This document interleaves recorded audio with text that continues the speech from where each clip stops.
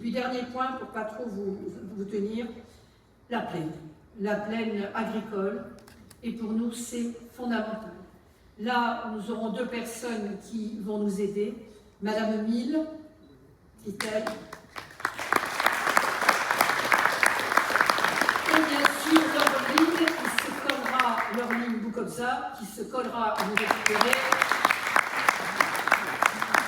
les fonds verts, le fameux FEADER, parce que l'Europe donne de l'argent pour peu que ce soit vert. Voilà. Quand c'est vert, ils donnent tout ce qu'on veut. Pour le reste, la culture, le patrimoine, tout ça, ils s'en foutent complètement. Mais dès que c'est vert, dès que c'est écologique, là, ils donnent, sans compter. C'est tellement vrai, d'ailleurs, qu'on n'utilise pas la totalité des fonds européens qui sont prévus. Donc là, on va aller les récupérer. Et pourquoi j'ai demandé à leur ligne et pourquoi il y aura une personne spécialement décidée à ça, c'est que c'est extrêmement compliqué. C'est une vraie spécialité. Il y a des gens qui ne font que ça, c'est d'être en relation avec le Parlement européen, et à tout le moins la direction, ce qu'on appelle la DGFIN, la Direction Générale des Finances du Parlement Européen pour les fonds. Ça va être très important. On va faire en sorte de récupérer vos sous. Et si nous prenons des subventions à droite et à gauche, alors que je n'aime pas beaucoup ce ruissellement, parce que sinon c'est un peu des béquilles, c'est qu'on ne sait pas s'en occuper nous-mêmes, ce sera uniquement pour récupérer ce qu'on vous a piqué au niveau de l'État pour le donner à l'Europe, ce qu'on vous a piqué au niveau de vos impôts au niveau de l'État, tout ce qu'on vous a piqué pour la région, tout ce qu'on vous a piqué pour le département et tout ce qu'on vous a piqué pour la métropole. Tout ça doit être rapatrié sur Aubagne, que vous récupériez vos sous. Ça va être un vrai problème. Alors, je finis sur la plaine parce que c'est pas possible. D'après, j'ai un très bel article de la Provence, là, c'est passé il y a quoi, il y a 15 jours, même pas, nous expliquant que nous avons perdu 75% presque de nos agriculteurs, exploitation agricole, parce que le terme est très large, en 30 ans. Bravo les communistes, bravo Gazet, parce qu'il faut vraiment se dire qu'ils l'ont stérilisé. Ils n'avaient même pas un élu à l'agriculture. Même pas un élu à l'agriculture. On en avait à la transition écologique, je sais, moi, des choses qui n'ont pas fait avancer la culture des carottes, que je sache.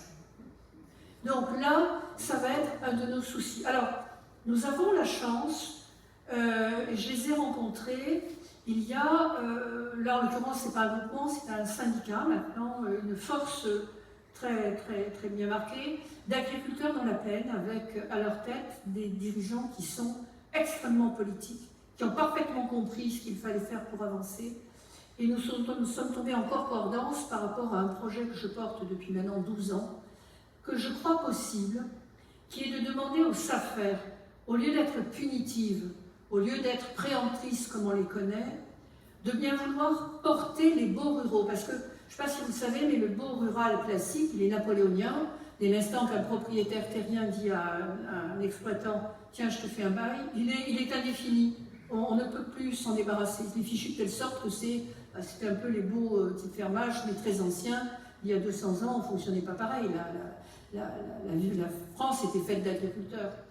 Et donc, ces baux ruraux, portés par les SAFER, vont pouvoir se faire avec un dispositif particulier qui existe, qui marche bien, qui est un dispositif de 6 ans renouvelable une fois, qui est la mise à disposition des sols. C'est-à-dire qu'un propriétaire terrien, je dis bien propriétaire terrien, généralement enfant ou petit-enfant d'un agriculteur, bien entendu, et qui ne veut pas exploiter lui-même, et qui ne peut rien faire de ces terrains, puisqu'ils sont inconstructibles et qu'ils sont en zone, ce qu'on appelle N1, c'est-à-dire agricole et naturelle.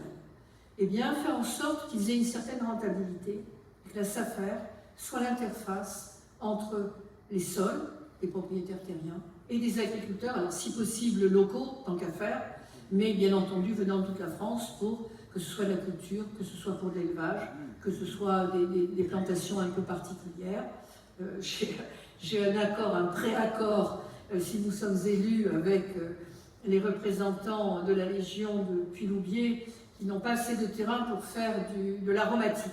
Alors je sais bien que sur Aubagne, il y a déjà des gens qui font de l'aromatique, mais ils n'ont pas assez d'aromatique pour faire leur pastis. Vous savez qu'avec la maison Ferroni, ils ont fait un pastis qui s'appelle le képi blanc, mais il leur faut des plantes aromatiques. Donc j'ai déjà une sorte de pré-accord avec le colonel de Puy-Loubier. Ça, c'est pour la petite histoire, mais c'est vrai que nous pourrons tout à fait travailler là-dessus. Ce qui fait que la plaine redeviendra agricole. Et nous l'alimenterons d'autres dispositifs. Le dispositif, ça va être une discussion avec monsieur le préfet au cas par cas, sur les toutes petites parcelles qui sont difficiles à cultiver ou difficiles à utiliser, de voir comment on peut obtenir un permis de construire pour les enfants ou les ascendants des agriculteurs. Ça va être indispensable.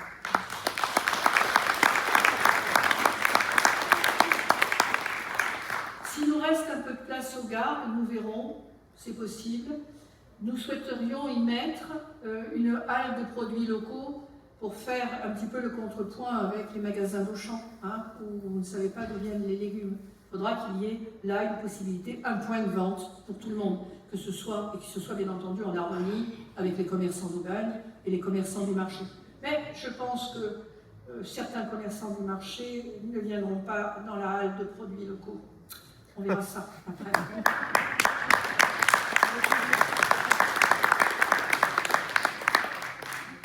On y adjoindra ma fierté. On réouvre l'abattoir municipal. Et on en fait le seul abattoir non halal de Provence.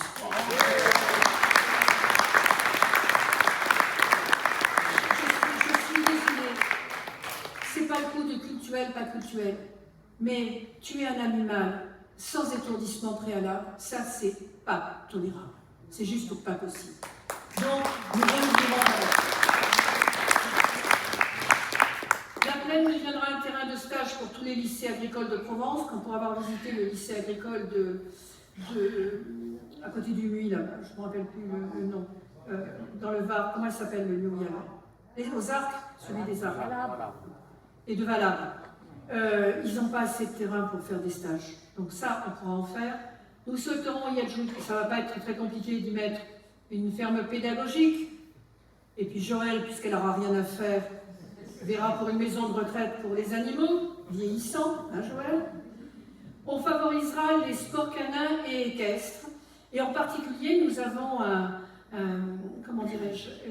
propriétaire d'une sorte, je vais l'appeler le ranch, vous allez comprendre pourquoi, d'un patio avec des chevaux, et il voulait remettre au cours du jour la monte rodéo, qui me semble attirer beaucoup de gens. Alors, on verra pour que ce soit possible pour